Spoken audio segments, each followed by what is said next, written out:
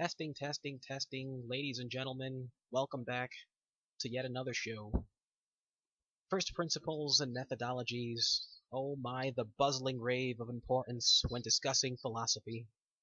One of the many essential aspects of any philosophy is always its principles. First and foremost, regardless of said principles, those principles are just like the backbone or the spinal cord within every vertebrate organism in the scientific discipline of taxonomy.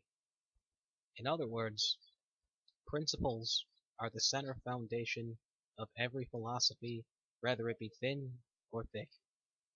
However, beware of principles, for in the absence of principles, there is no philosophy to be found. In fact, in the absence of principles, all that exists is sophistry, and sophistry, as mentioned in an earlier work, eventually morphs into evil. Now, arguably, I think it's entirely within reason to ponder over the question of what it is that constitutes a principle. In other words, how do we distinguish between principles and ordinary commandments and/or ordinary claims in an objective, empirical manner? Whenever attempting to assess whether or not a statement is a principle, it's always of great importance to bear in mind three essential tests. These tests are all part of an objective and rational methodology used to distinguish between both true and fallacious or fallacious philosophical propositions. The very first test to bear in mind when performing any cross-examination of said principles is the test of universality. Arguably, one of the most distinguishing features of any philosophically rigorous pursuit is its dealings in universal claims of truth. This aspect will become particularly more important when addressing the question of ethics, but we'll do more on this later.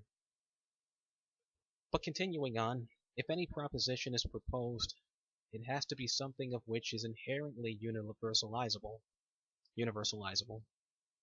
meaning that the actors are objectively able to enact or carry out such an action or a set of actions in a simultaneous fashion, no matter what time of day, their state of being, or where they reside.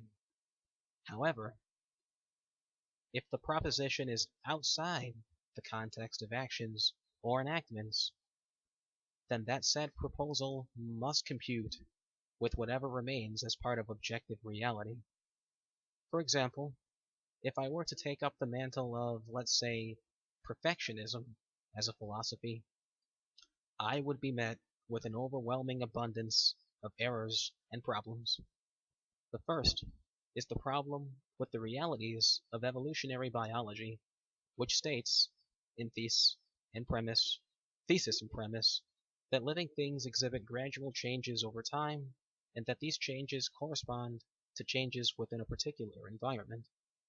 So in essence, both environments and living things change with time, and thus cannot reasonably or rationally be perceived as all perfect nor flawless. Humans, being a rather sophisticated species among the bunch, by definition can be no different. The second problem is the lack of any objective criteria for the establishment of what constitutes perfection.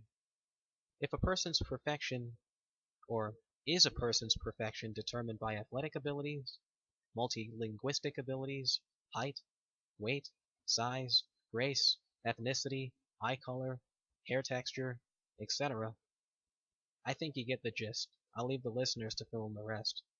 I imagine they will. The second test is the test of logical consistency. If the claim is made that no one can know anything for certain, therein lies a plurality of problems. The first is the problem of logical inconsistency. If no one could ever know anything at all with any degree of certainty, then it would be a logical contradiction to make any positive statement such as no one can know anything for certain, since that, in of itself, is a positive claim for which the proposer is certain of. It's important to note that if the proposer were to say they were uncertain of such a claim, the result would be exactly the same as the first, and thus the proposition falls on its own accord without any further examination. The second problem is that if such a statement were to actually be true, then no conversation nor discussion would ever be possible, since no one can ever be certain of anything in that reality, and as a result, no objective truth claim can ever exist in such a universe. The third and final test that I would submit is the test of empirical evidence. Upon circling back to my earlier example of perfectionism and its flaws with regards to the reality of evolutionary biology, we can clearly see the obtuse flaws held within such a bold but illusional philosophical premise upon examination of empirical evidence. Therefore, it shouldn't be necessary to go any further in the examination of such a philosophy, being that it falls on its own accord with regards to empirical evidence.